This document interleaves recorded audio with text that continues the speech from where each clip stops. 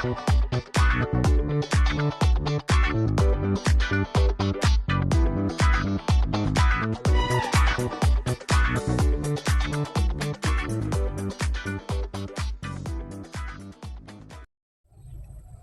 everybody, and welcome to today's vlog and dog.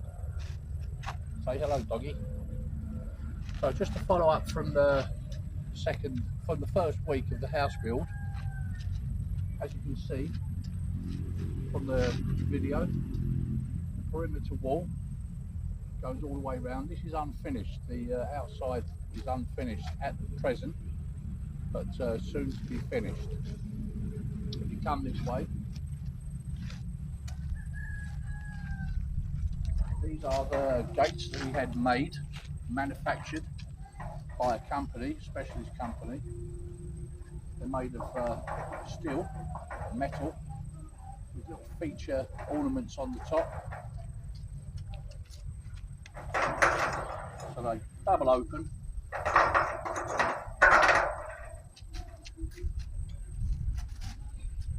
This is to allow us to get our Jeep in and out. They're slightly raised up off the floor here because eventually they'll be putting a road through here, service from the main high road there. They'll be resurfacing this road. Don't know when they're going to do that, but whenever they do, it'd be good. Then we come in, I'll close this.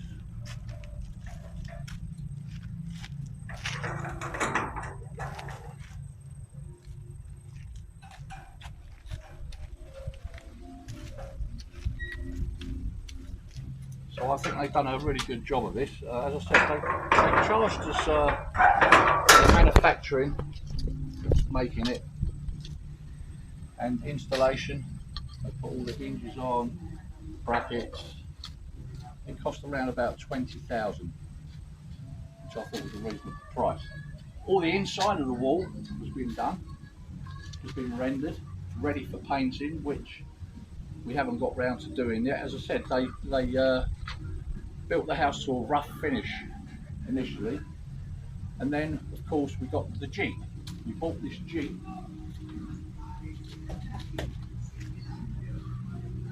for the use of the workers, to nick down to the suppliers to get materials, etc, etc.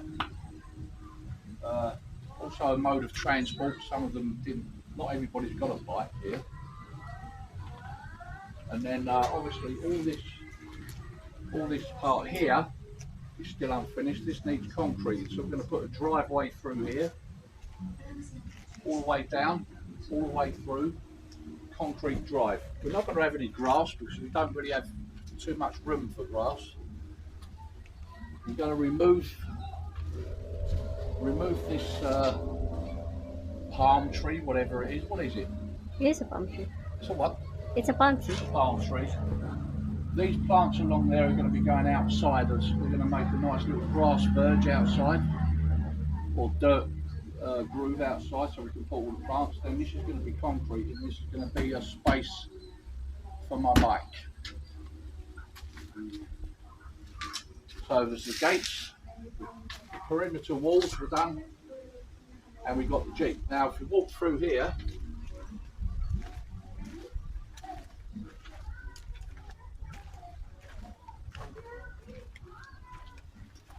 this is a calamansi, so it's going to be in the way, so we're going to uproot this and we're going to move it to the front of the house, just in front of the patio there.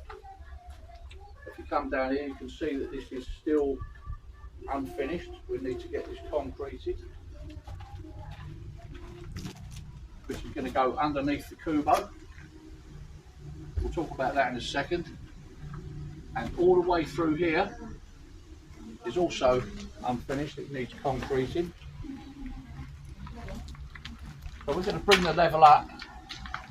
We're going to bring the level up to about here, to the height of this step, all the way through. We're going to do a soak away out the back, so the water runs that way, and we're going to slope it to the front, obviously, so the water runs to the front. And from this point, we're going to run the water in and out the back.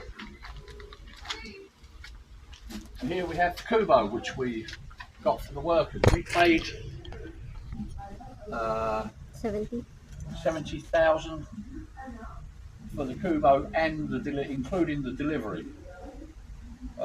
They initially, when they bought it here, they sort of placed it around about this area, and then they had to physically move it right into the back corner of the land. So if we come inside, we've obviously got electric. Now this the electricity was put into this point here, up above, and the main fuse board at the time was up inside the Kubo here. It's now inside the house. If you want to come in, excuse the clothes. We sort of run out of space to dry the clothes. This is the lounge area. Nice, quite a big lounge area. I think that's 4 meters by 3 meters. Lots of storage area. That was where our TV was going to go. Unfortunately, as you saw on the first video, it got broke in transit. This cupboard here I've utilised for all my tools, and that section there was where the sink was, but we don't need the sink here now. It's inside. Also, I decided to put some mesh on these windows. They're open. This mesh all the way round here stops all the stray cats and dogs getting in, chickens and whatever else comes in, and anybody else that decides they want to come in. And through here, mind your head, this is the bedroom. Doesn't make any difference, but there you go. That's the double bed size, and then you have a little step up, and you've got space for a single bed up there. As you can see at the moment, I'm using it as a storeroom for all the paint that we still haven't used yet, and some boxes that I still have to unpack.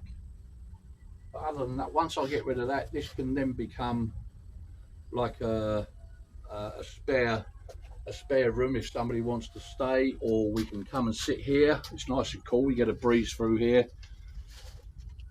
We can sit in here and have a drink, tagay as they call it.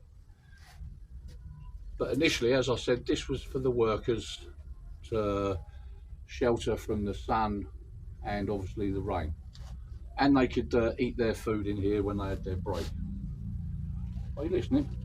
Okay. And then, down this passage, initially the building was going to be square from this part here. But because of the Kubo, which we decided to keep, we set this part back a little bit. Took a little bit of space out of the main lounge, but as you can see, it's only taken about a foot.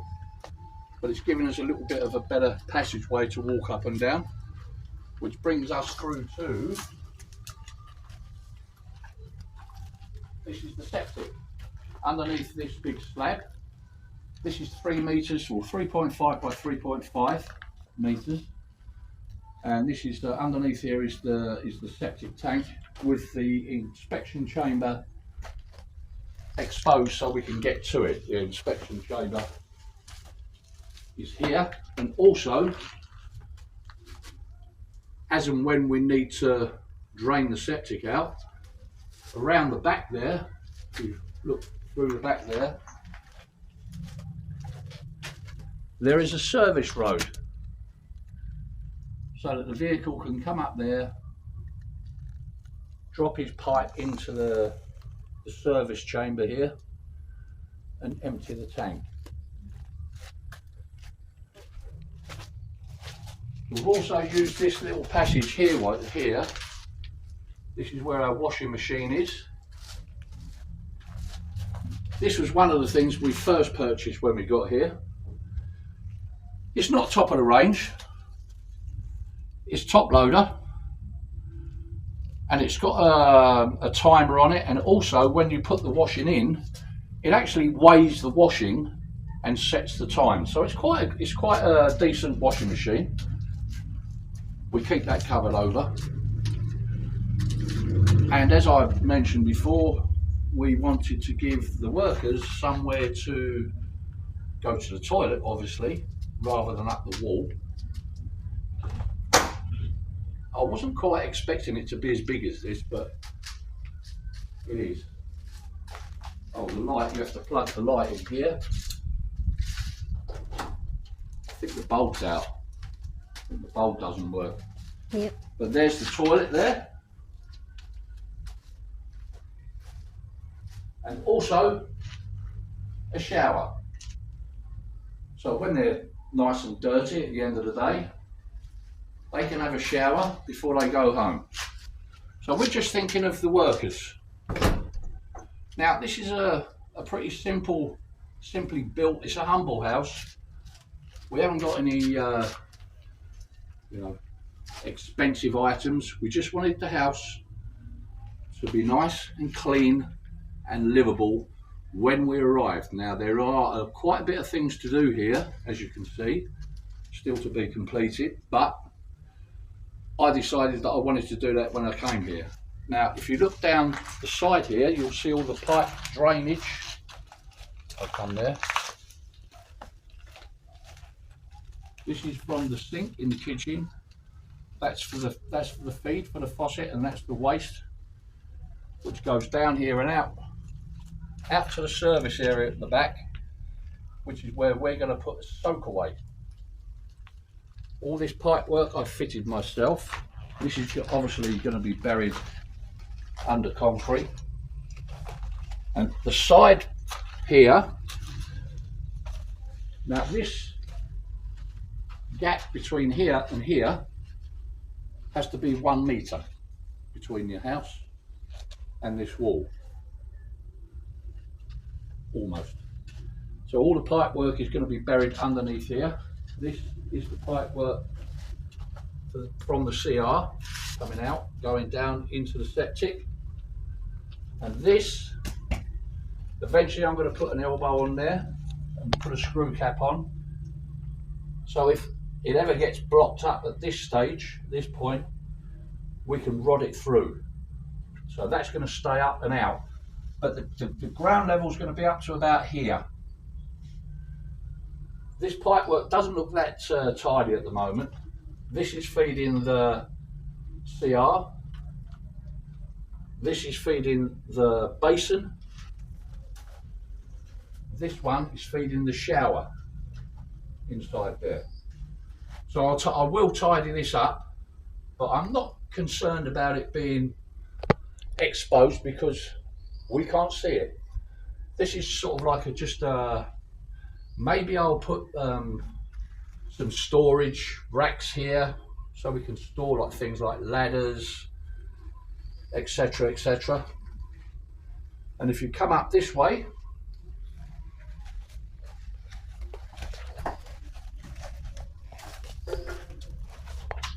this is where we keep our cylinder. 42 gallons, which is plenty for a 2-bedroom house. There's 2 bedrooms with a shower, a sink, a basin, and a CR. Nothing else really to feed in there. So this is ample. 42 gallons is ample for that. So I've positioned it here. I've also put a gate valve there, so that if any work needs to be done with the waterworks inside the house, you can simply isolate the water at this point. Okay, so if we go round the front, I'll show you the water pump. So now we're at the front of the house. We built the house up. Now we built the house up for a good reason. You do get storms here, we get typhoons, and when it rains, it rains. So we decided to build it up. This is 0.7, 0.6, 0.7 from ground level. Now, we've recently had a Typhoon Ige. Welcome to my vlog. Yeah, welcome to the storm.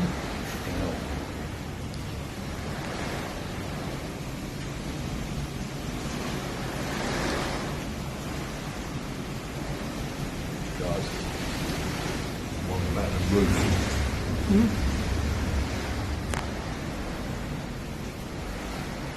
Can't get any worse, surely.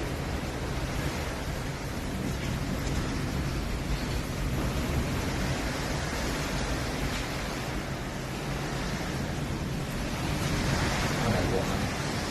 Let's have some biscuits. The water came up to around about a foot deep over there in the field beyond those trees. Luckily, we had some surface water.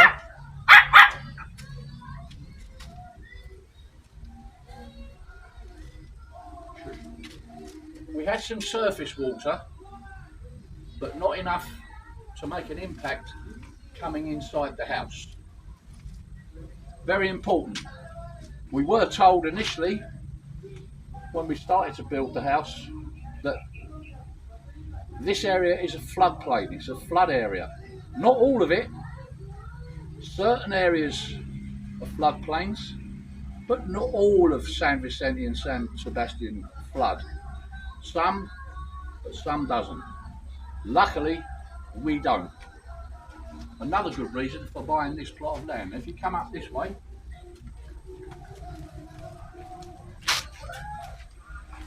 again, we need to put some sort of flooring down here. I think we're going for some form of terracotta tiles. We've discussed that. And at the front here, the fence at the front, we're going to put metal railings with spikes on the top, just to the height of the posts. Now here, I'll have to put it down for you. This is where we installed the pump. When I say we, I installed the pump. And again,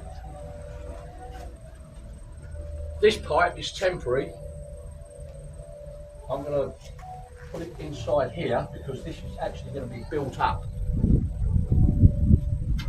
to about this height where my foot is. Through to the front, and again there's going to be a hole in the wall, so the water is going to run through here and out that way. Lovely. Stopped having a wee. So underneath this is just like a temporary lid for now. I'm going to put a house, a little house around this.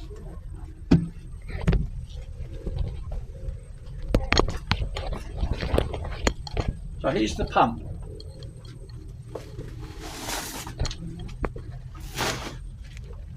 This is a 1.3 HP water pump. So as you can see from the top, this top part here, come up with a T. This can be unscrewed, so if you need to, you can top that up. And then all these joints and the pipe work. This is a union, so if you need to maintain or take this pump out at any stage, rather than undo all the pipe work, you just undo this union. And there's another union down here. I don't know if you can see it, where my finger is pointing there. You can undo this one, and then the whole pump will come out. You can either get it fixed, or for the price of it, I think we paid 8,000 for this, right? Yeah. 8,000 for the pump. 7,000 for the tank. It was like 5,000. 5,000 for the tank. And one of these babies, Puzzle, these are around about 4K. Obviously, I connected the electrics up into the switch, and you've also got a pressure gauge here. So obviously when the pressure of the tank goes down, it automatically asks the pump to kick in, and it will ask the Pusso for water.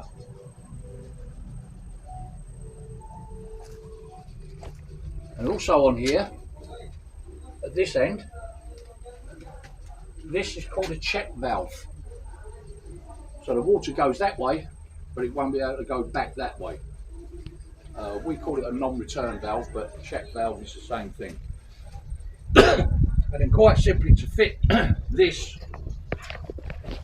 we took off the Pusso, we put a GI-T on here, and then we teed straight off into the pump. Sometimes, every now and again, when it's really dry, when it doesn't rain, at the moment it's raining nearly every day, but when you get a long dry spell, you sometimes have to reprime the pump. We reprime it by simply doing this, which draws the water up, and then the pump can ask for the water. It's quite powerful. I mean, I know 1.3 doesn't sound powerful, but for this setup we've got, it copes quite well. Also, what I'd like to do, just to preserve the lifespan of the Pusso, like I said, it rains a lot, to try and keep it as dry as we possibly can to stop it from rusting up. Obviously these niggly little plants are coming out as well. I'll move that later on. So that's the setup, but this setup I personally put in when I got here to the house. So as I said from the start, we wanted to get the perimeter wall set up all the way around, which we did. The gates installed for extra security. The Jeep to go and fetch materials. The Kubo for the workers so that they can relax and have their foods and shelter. The septic, obviously we needed a septic at some stage, but put it in as part of the groundworks, which is normal practice. And then on top of that, we built an outside CR again for the use of the workers, and anybody could come to that, because we didn't have, the house wasn't even built at that stage. So that, my friends, is pretty much it. This is sort of like a part 2 of the first week of the house build, because we're not in the position to do it as we go. I'm showing you the first video, and then I'm showing you the finished, well, it's not finished because I need to do a fair bit of work to tidy everything up, but everything is functionable, everything works.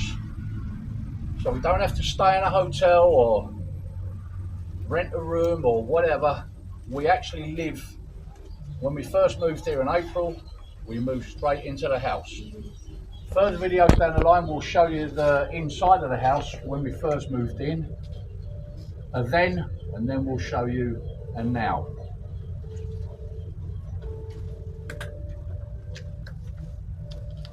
So I need to put a step on there, and that's pretty much it for this video. Now, I forgot to mention that we hired an architect. We done a drawing, sent the drawing down and a plan of the house, and the architect did a drawing of the house professionally. Blueprint. The footprint, yeah. We A blueprint. Pardon? Blueprint. A blueprint, yeah. Sorry, footprint, blueprint. So obviously we had the land surveyed, obviously for the perimeter wall, and then the footprint of the house was done. The blueprint was done by an architect, which we paid for. Am I going to tell them how much that was? The architect? Without referring to my notes, I can't remember how much it was, but it's all written down somewhere. And then things like building permit, the electric posts I showed you, which go all the way down to the road. And that's pretty much it. So the next video I'll do the next stage of the build going up. I'm not going to go too deep into the elongated thing like, oh, every brick by brick. This is the groundwork. This is up to what we used to call up to DPC. In the UK, you go up to damp course. Don't think they use damp course here, but we've waterproofed all the cement. So we've got some sort of damp proof. Stop all the damp rising. And then I'll do the stage up to the shell of the house, excuse me, with the tie beams on, and then the roof. And then I'll do the same as what I've done here. I'll show you the before and the after. There'll be about another three videos. I don't want to sort of do too many. It gets a little bit boring after a while, but they, you know, at least you can see what happened from start to finish. So from the land, acquiring the land, clearing the land, putting up the perimeter fence and everything else that goes with it, up to rooftop level, to a scratch finish, to a rough finish. And then whilst we were here, we've had family round. Papa, his father, is an excellent painter.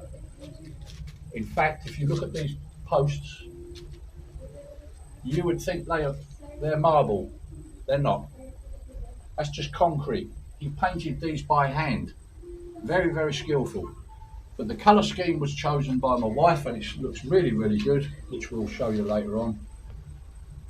And now we're just going to relax and sit on the balcony, maybe have a cup of coffee, get some donuts, and sit and look at the view of the mountains, which are just being shrouded by some clouds.